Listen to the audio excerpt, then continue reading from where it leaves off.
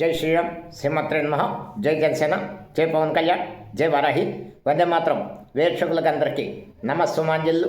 50 మంది నా జనసేన కుటుంబ సభ్యులందరికీ, నాయకులకి, వీర మహిళలకి, జన సైనికులకి అందరికీ జనసేన పార్టీ 13వ ఆవిర్భావ దినోత్సవ శుభాకాంక్షలు. రాబోయే రోజుల్లో జనసేన పార్టీ మరింత బలోపేతమై ఆంధ్రప్రదేశ్ రాజకీయాల్లోనే కాకుండా దేశ రాజకీయాల్లో ఒక ముఖ్య పాత్ర పోషించాలని కోరుకుంటున్నాం. ఈ రోజుని వాస్తవంగా ఒక పండగలా జరగాల్సిన ఈ రోజుని ఆవిర్భావ దినోత్సవ సభ రద్దు చేయడం అన్నది మాలాంటి ఎంతోమందికి నిరాశ నింపింది.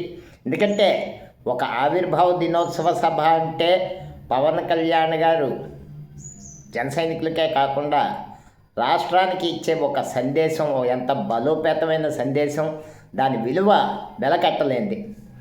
అటువంటిది రద్దు చేయడం, ఇంకా ఆవిర్భావ దినోత్సవ సభ అంటే అన్ని ప్రాంతాల నుండి వచ్చిన వాళ్ళు తమ అభిప్రాయాలు పరస్పరం పంచుకొని పార్టీ బలోపేతానికి ఉన్న అవకాశాలను పరిశీలించుకునే ఒక వేదిక.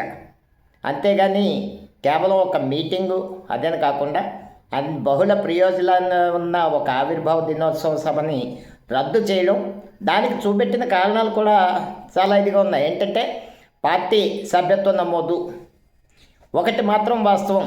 సభ్యత్వం నమోదు అన్నది పార్టీ సభ్యత్వాల సంఖ్య అన్నది ఏ పార్టీ బలానికి ప్రామాణికం కాదు, అది యథార్థం. 40 సంవత్సరాల చరిత్ర కలిగిన తెలుగుదేశం పార్టీకి అధికారంలో ఉంటే 1 కోటి సభ్యత్వాలు, అధికారం కోల్పోతే 30 లక్షల సభ్యత్వాలు పడిపోతుంది. అలాగే ఏ పార్టీ కన్నా సరే సభ్యత్వాల నమోదు అన్నది ఒక పార్టీ బలానికి ప్రామాణికం ఎప్పుడూ కాదు. టెక్నికల్గా పార్టీకి బలం అంటే ఎన్నికల్లో వచ్చిన ఓట్లే బలం, కానీ సభ్యత్వాల నమోదు బలం కాదు. వాస్తవానికి జనసేన పార్టీకి నమోదైన సభ్యత్వాల సంఖ్యకి జన సైనికులకి సహస్రం తేడా ఉంది. ఎందుకంటే ఎంతోమందిని అడుగుతూ ఉంటాం మేము, ప్రాక్టికల్గా బాధలు తెలుసు. పార్టీ అంటే ఇష్టమే, పవన్ కళ్యాణ్ గారు చెప్పిన కార్యక్రమాలన్నీ చేస్తారు, సభ్యత్వం తీసుకో. ఎందుకంటే గత సంవత్సరం తీసుకున్నాం, ఏం జరగలేదు, బాగానే ఉన్నాం. ఆ మైండ్ సెట్ని మనం మార్చలేము. ప్రతి ఒక్కరు అలాగా నిజమైన జనసేన పార్టీ సభ్యత్వ సంఖ్య ఎంతో తెలియాలంటే రేపు వస్తాను ప్రీమియర్ షోలకి మేము బుక్ అయిన టికెట్లు అయితే అవే సభ్యత్వం. ఎందుకంటే ఒక్కొక్క మనిషికి ఒక ఆలోచన విధానం ఉంటుంది, దాన్ని మనం మార్చలేము. పవన్ కళ్యాణ్ గారి సినిమా 500 కాదు 1000 రూపాయలు ఏదైనా పెట్టుకుని చూస్తాడు, పార్టీ సభ్యత్వం తీసుకోవాలి. పార్టీ పట్ల నిరాధారణ కాదు, వాళ్ళకు ఉన్న ఐడియాలజీ.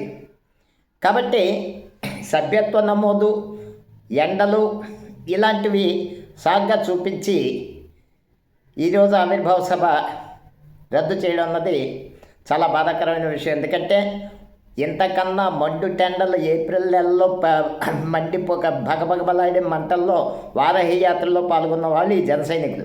పవన్ కళ్యాణ్ గారి ఆదేశాలు పాటించిన వాళ్ళు, వారాహి యాత్రను దిగ్విజయం చేసిన వాళ్ళు. అది ప్రామాణికంగా తీసుకోవాలి, కానీ భవిష్యత్తులో ఇటువంటి తప్పులుగా పునరావృతం కాకుండా చూడాలి. మరొక ఇది సభ్యత్వ నమోదుకి కొన్ని చోట్ల తగ్గుతాయంటే పుష్కర కాలం దాటిన 13వ సంవత్సరంలో అడుగుపెట్టిన ఈ రోజుకి 100 పైగా నియోజకవర్గాల్లో పార్టీ నిర్మాణం జరగలేదు, కమిటీలు లేవు, ఇన్ఛార్జీలు లేరు అంటే ఏ రకంగా సభ్యత్వం పెరుగు? ఒక రకమైన నిర్లిప్తత వస్తుంది జన సైనికుల్లో. ఈరోజుని వ్యక్తిగతంగా పార్టీల్లో రకరకాల భావనలు ఉన్న నాయకత్వం నిర్మాణం లేని చోట్ల ఎవరి మట్టుకు వాళ్ళు విడివిడిగా కార్యక్రమాలు చేసుకొని పోతారు. ఎవరు కూడా ఖాళీగా లేరు. జన సైనికులు అందరూ పనిచేస్తున్నారు. ఒకరికి పోసగదు. మరి ఓ నిర్మాణం జరిగి ఓ కమిటీలు వేసి ఇచ్చేస్తే ఇది మరింత బలోపేతంగా ఎదుగుతుంది. ఆంధ్రప్రదేశ్లో ఎన్డీఏ కూటమి బలపడాలంటే జనసేన బలపడడం మినహా మరో దారి లేదు, అది కఠినమైన వాస్తవం. కాబట్టి ఎప్పటికైనా పూనుకొని నియోజకవర్గాలకు ఇన్ఛార్జీలని, కమిటీలని నియమించి పిఠాపురం మోడల్లోలాగా ఎన్నిక ద్వారా నిర్వహిస్తే పార్టీ బలోపేతం అవుతుంది. అప్పుడు సభ్యత్వం పెరుగుతుంది. కానీ మనకి సమాధానం చెప్పి వాళ్ళు ఎవరు లేకపోతే సభ్యత్వం తీసుకోమని మనం అడిగిన జనాల్లో పెద్ద ఇంట్రెస్ట్ ఉండి ఇవన్నీ దృష్టిలో పెట్టుకోవాలి. ఏది ఏమైనా ప్రతి ఎలక్షన్ 2024 ఎలక్షన్ అయితే మాత్రం కాదు, ఖచ్చితంగా జనసేన శ్రేణులన్నీ ఓ గుడుపు కిందకి రావాలి. ప్రతి అందరూ విభేదాలున్నా కలిసి పనిచేసే విధానం పార్టీ నిర్ణయించాలి. బలమైన జిల్లా అధ్యక్షులు ఉన్నారు, వారికి బాధ్యతలు అప్పచెప్పి పార్టీని బలోపేతం చేసి బాధ్యతలు అప్పచెప్పకపోతే వాళ్ళు మాత్రం చేయగలిగేది ఏముంటుంది?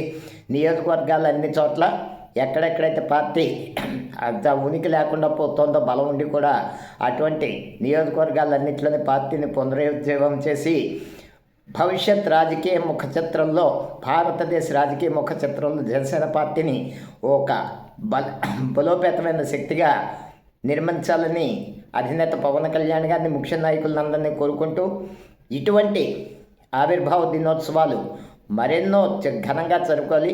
ఈసారికి ఎక్కడికక్కడ స్థానికంగా చేసుకుంటున్నాం కాబట్టి భవిష్యత్తులో ఏకీకృతంగా మనం ఒకే చోట ఆవిర్భావ దినోత్సవం జరపడం అన్నది ఖచ్చితంగా జరగాలని కోరుకుంటూ, పార్టీ బలోపేతం కావాలని కోరుకుంటూ, పవన్ కళ్యాణ్ గారి కోసం అహోరాత్రాలు కష్టపడుతున్న ప్రతి జన సైనికుడికి, వీర మహిళకి, నాయకులకి అందరికీ కూడా శుభాకాంక్షలు తెలియజేస్తూ వందే మాతరం, జై హింద్.